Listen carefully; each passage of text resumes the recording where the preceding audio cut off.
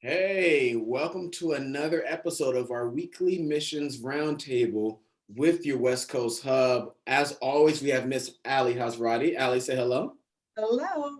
She is the administrative assistant, the glue that keeps our hub running smoothly. And then we have myself, Anthony English. I am the assistant director for the West Coast Hub. And unfortunately, Mr. Mike Pettingill couldn't be with us this week. Again, he is off doing big boss man things. But you are in good hands with Alli and myself. But we're excited because we have another good episode for you this week because we are interviewing for the second time Mr. Bill Golden, who is the director of the candidate team for Mission to the World. Bill, how you doing, buddy? I'm doing great.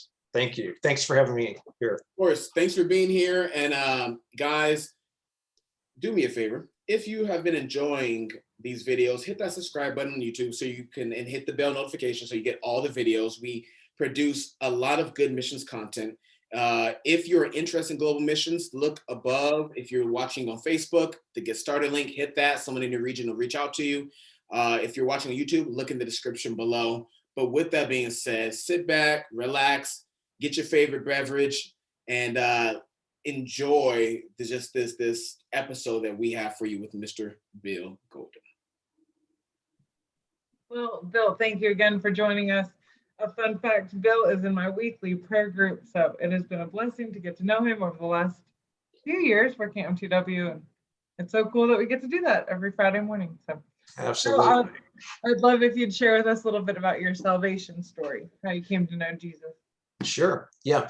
So I grew up in a Christian home and heard the gospel somewhat, but never really truly embraced it or heard it completely until I was in college through a campus ministry. And through that time, I saw the Christian life lived out amongst my peers, got into a mentoring relationship and was discipled, really caught a vision for missions. Our university had a partnership in Albania, and really that was the first time that I was able to go overseas and just see what God was doing around the world.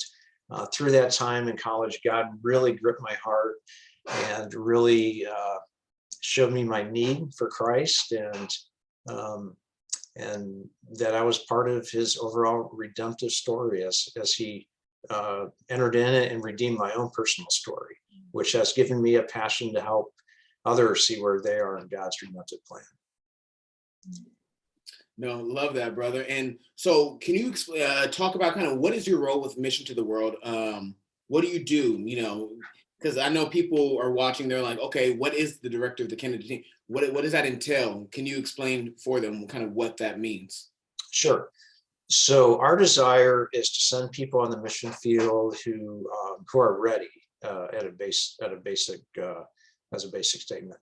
And so my role is to help coordinate our entire assessment process to help people prayerfully discern if they're ready for the mission field or if there are areas for development that would be helpful.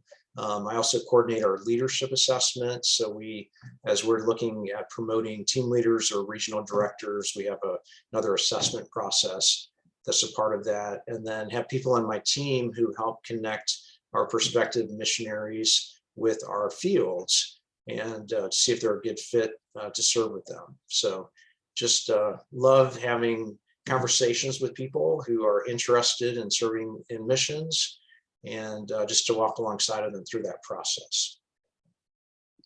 No, I love what you said. Walk along with people in that process. And I know Alli wants to ask another question, but just real quick, something I'm thinking of is I'm imagining someone hearing that, Bill, and they think he said that they want to make sure we're ready, but I'm struggling with doubts or anxieties, and my family life isn't where I think it should be. I struggle with pornography. Am I automatically disqualified? Should I even bother clicking that Get Started link? And should I even bother even trying and asking questions because I'm interested, but I still struggle with sin? So, I'm not yet attained the perfection that I want to attain. Can you speak to that briefly? Can you speak to, what is your answer to the candidates who are watching and they're like, why even bother then? Because I was struggling with my, sin, and I'm not yet where I want to be. I'm not where I used to be, but I'm also not where I want to be. What would you say?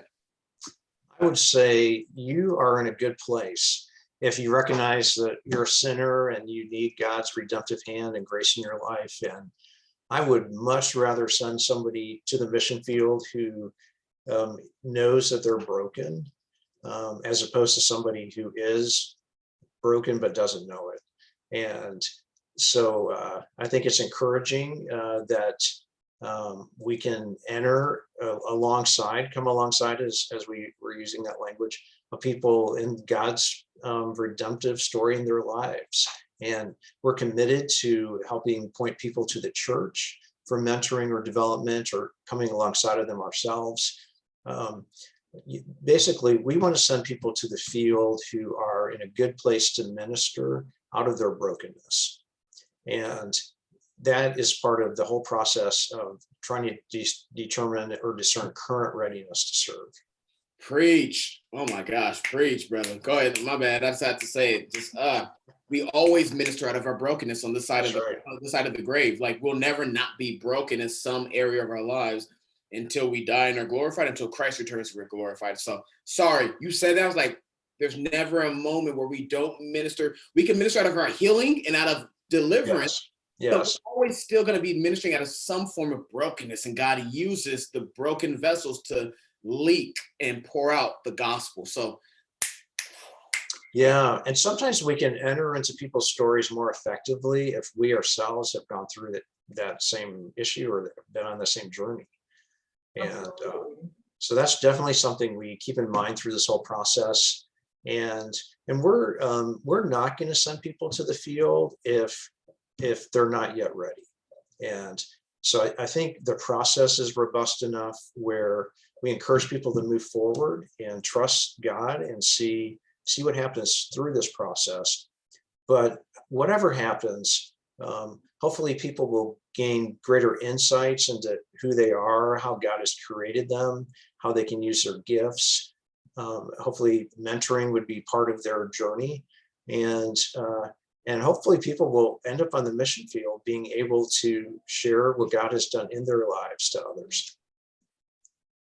And that's a perfect segue, Bill. So I love that, ministering to brokenness. What types of people are y'all currently looking for? Are there specific spots, or just generally what type of person are you looking for to come serve with MTW? Obviously, we're looking for people who love Jesus as a baseline. And from the love for Jesus, as the gospel is flowing in them, the gospel is flowing through them to others. And so we're looking for people who want to make a difference, people who have experienced God's grace in their own lives, people who are good team players, who get along well with others, who have servant hearts, who have compassionate hearts, are empathetic. We're not looking for people to necessarily have a whole list of skills or tools in their tool belt. Those can be developed. The most important characteristics are being able to be winsome and working well with others. And so we have found those are some of the most foundational, important things on the mission field in a team context. I agree, and I would guess those are probably even, I would argue, the most foundational things in just being a Christian and living the Christian life, isn't it? Being winsome and just being a team, being that friend and always being there. That's awesome. Yeah, like how does the fruit of the Spirit, how is it manifested in your life? And how is the gospel flowing through your life? And just real quick, I want to throw one quick curveball, because there might be people watching. This is a question that I did not let you know I was going to answer. Talk to me about what your view of eschatology, infant baptism, and paedo communion are. Just playing. But, but honestly, people that watch these videos aren't just Presbyterian. Some of them are Baptist, evangelical, free, different denominations. And they say, hey, I still like what MTW stands for, even though it's a Presbyterian denomination. Sure. So what kind of people can go? Because there's different lengths of service. If you briefly can just say, you know, for those who want to serve long-term, 4+ years, where do they need to be? What's the qualification for them when it comes to denominational impact? I think that information is good for people to hear as well. Sure. Well, I think it is important to realize that Mission to the World is a sending agency of the Presbyterian Church in America, or the PCA.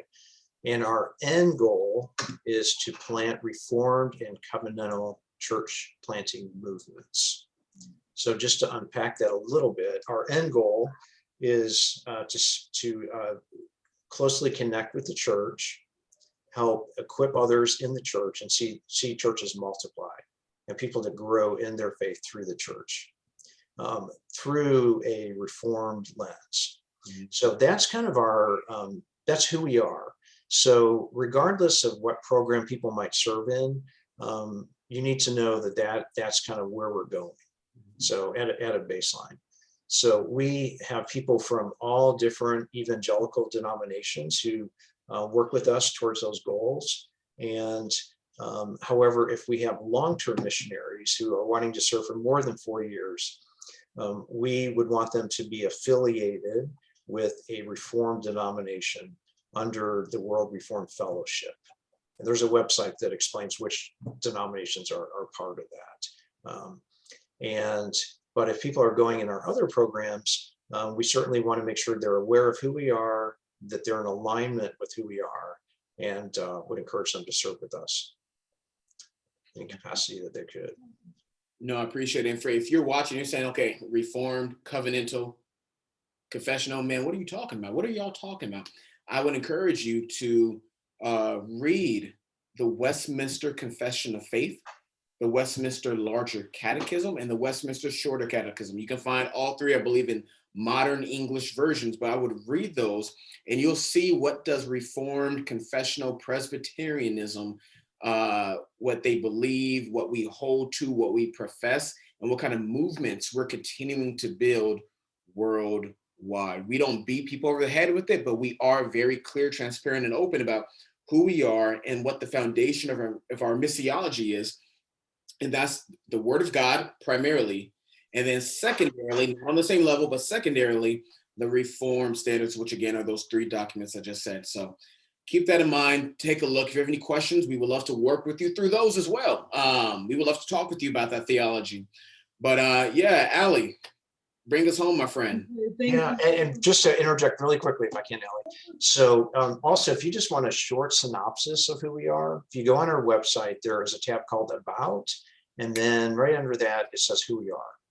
And just a quick overview of our love for God's grace, our belief that God is in control of all things, and our commitment to the infallibility of Scripture.